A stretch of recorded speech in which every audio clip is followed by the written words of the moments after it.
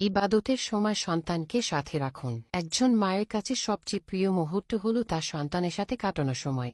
কিন্তু আপনি কি জানেন আপনার ইবাদতের সময়টুকু আপনার সন্তানের জন্য কতটা বড় শিক্ষা হতে পারে? ইবাদতের সময় সন্তানকে দূরে সরিয়ে না দিয়ে সাথে রাখার ৩টি বিশেষ কারণ আছে।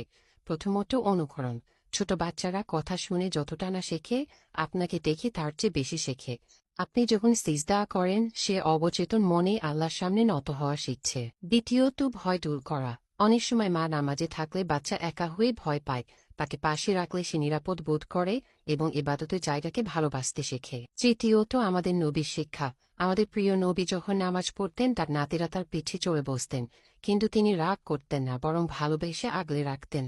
মায়েদের জন্য ছোট্ট পরামর্শ: বাচ্চা জায়নামাজে দুষ্টামি করলে বা আপনার উপর উঠে বসলে বিরক্ত হবেন না, তাকে ধমক দিয়ে সরিয়ে দেবেন না, বরং নামাজ শেষে তাকে আদর করে কাছে টেনে নিন।